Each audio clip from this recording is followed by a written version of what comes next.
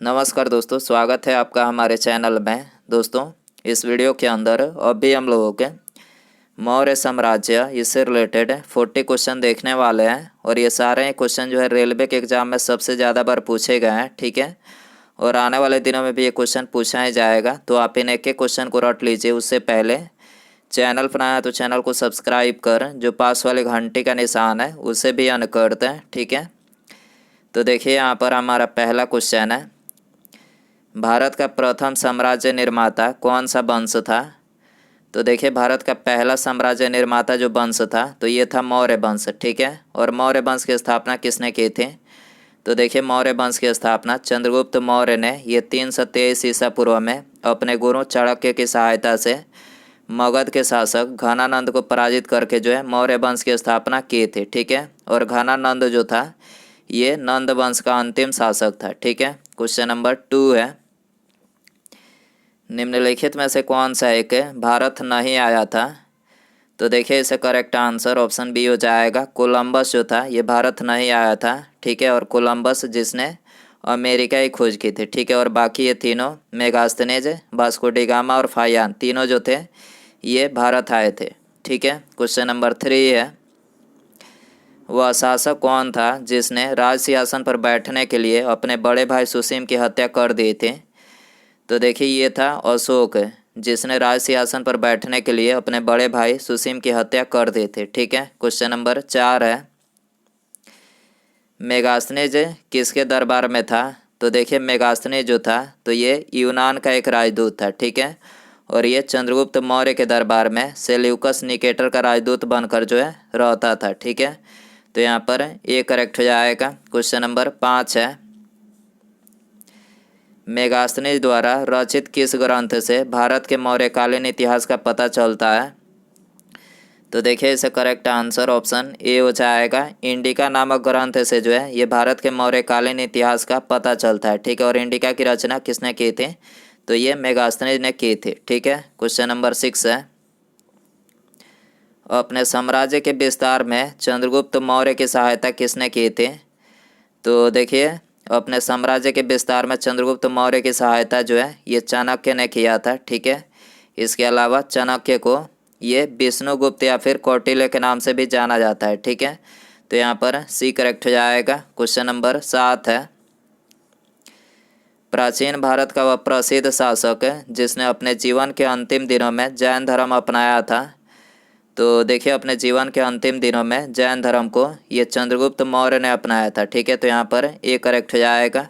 Question number 8 है, चाणक्य किसका प्रधानमंत्री था। तो देखिए चाणक्य जो था तो ये चंद्रगुप्त मौर्य का प्रधानमंत्री था, ठीक है। तो यहाँ पर ए करेक्ट हो जाएगा। क्वेश्चन नंबर 9 है, निम्नलिखित में से कौन सा एक भारत का प्राचीनतम राजवंश है।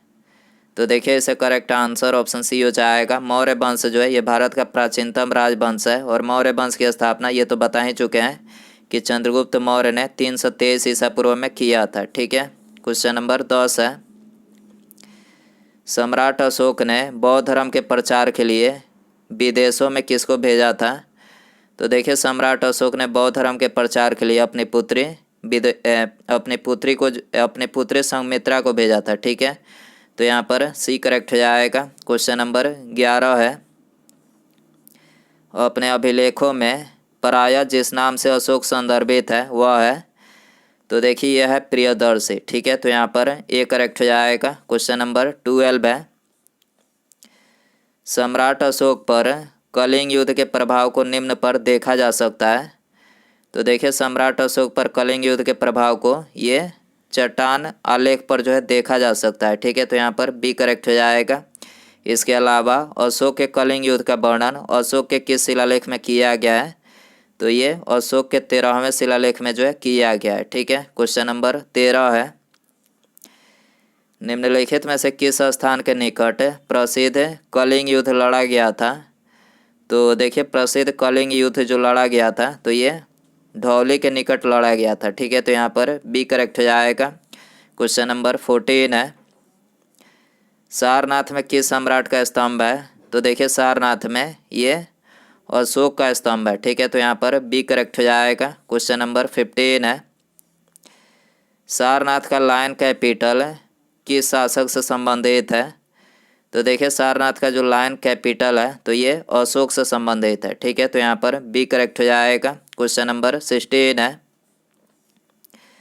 अशोक ने अपने शिलालेखों में अपने समकालीन दक्षिण के किस राज्य का उल्लेख नहीं किया था? तो देखिए अशोक ने अपने शिलालेखों में ये कुषाण राज्य का जो है उल्लेख नहीं किया था। ठीक है, तो यहाँ पर सी करेक्ट हो जाएगा। क्वेश्चन नंबर 17 है, मौर्य साम्राज्य में प्रचलित मुद्रा का नाम क्या था? तो देखिए मौर्य साम्राज्य में जो प्रचलित मुद्रा थी तो उसका नाम था पर्ण। ठीक है, तो यहाँ पर ए करेक्ट हो जाएगा। क्वेश्चन नंबर 18 है, निम्नलिखित में से कौन सा एक मौर्य वंश का शासक नहीं है? तो देखिए इसका करेक्ट आंसर ऑप्शन ए हो जाएगा। अजातशत्रु जो है ये मौर्य वंश का शासक नहीं है। ठीक है, इसके अलावा अजातशत्रु ये बिंबिसार का पुत्र था और इसके बचपन का नाम कुणिक था। ठीक है, और इसने अपने पिता की हत्या करके मगध की राजगद्दी को जो है प्राप्त किया था। ठीक है, और बाकी ये तीनों जो थे चंद्रगुप्त मौर्य, अशोक और बिंदुसार, ठीक है, तीनों जो थे ये मौर्य वंश के शासक थे। क्वेश्चन नंबर 19 है, निम्नलिखित में से अशोक का उत्तराधिकारी कौन था? तो देखिए अशोक का जो उत्तराधिकारी था तो ये था कुणाल। ठीक है, तो यहाँ पर ए करेक्ट हो जाएगा। क्वेश्चन नंबर 20 है, मौर्य वंश का अंतिम राजा कौन था? तो देखिए मौर्य वंश का जो अंतिम राजा था तो ये था बृहद्रथ। ठीक है, बृहद्रथ जो था ये मौर्य वंश का अंतिम राजा था। ठीक है, ए करेक्ट हो जाएगा। क्वेश्चन नंबर 21 है, प्रसिद्ध सांची स्तंभ किसके समय में बना था? तो देखिए वेरी इंपॉर्टेंट क्वेश्चन है, ये एनटीपीसी 2021 में भी पूछा गया था। तो प्रसिद्ध सांची स्तंभ जो है ये अशोक के समय में बना था और ये मध्य प्रदेश में स्थित है। ठीक है, क्वेश्चन नंबर 22 है, पाटलिपुत्र निम्नलिखित में से किन नदियों के संगम पर बसा है? तो देखिए पाटलिपुत्र जो है ये गंगा तथा सोन नदियों के संगम पर जो है बसा है। ठीक है, क्वेश्चन नंबर 23 है, निम्नलिखित में से कौन सी एक प्राचीनतम स्मृति है?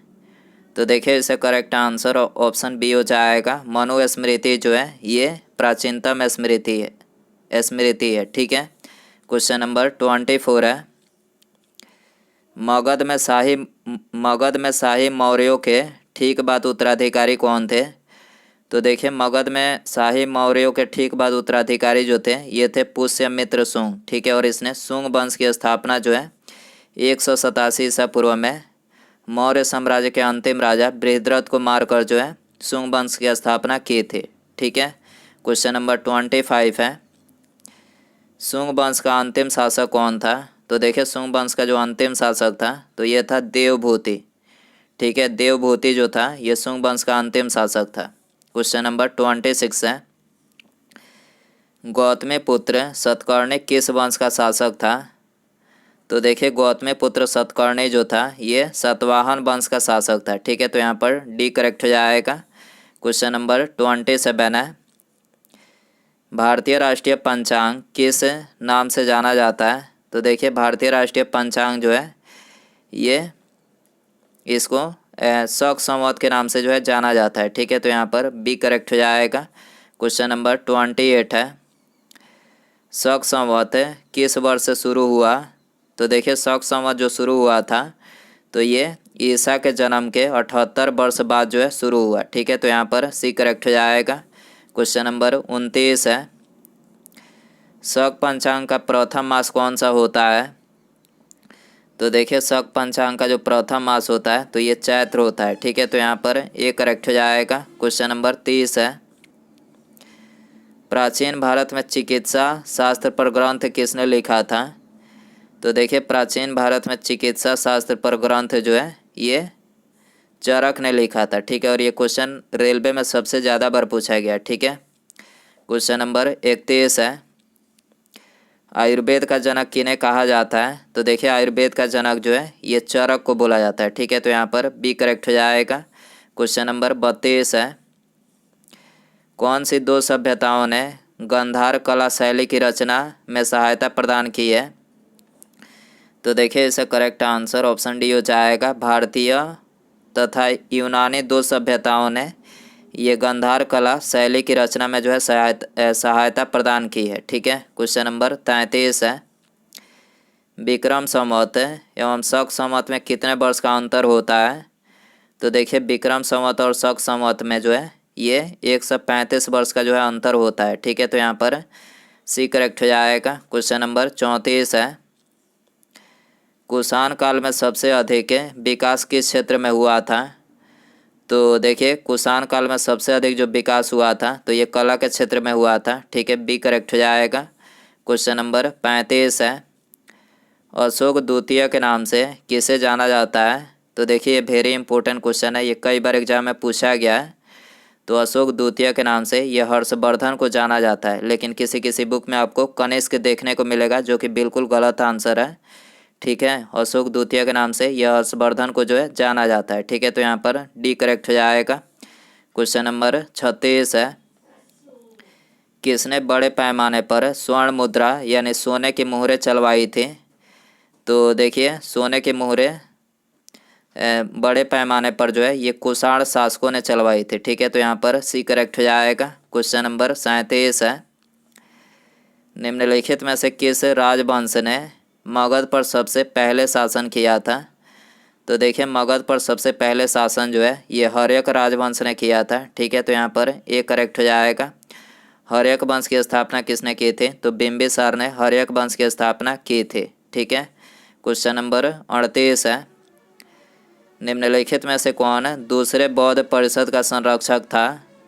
तो देखिए दूसरे बौद्ध परिषद का जो संरक्षक था वो था कालाशोक। ठीक है, और पहले बौद्ध परिषद का संरक्षक कौन था?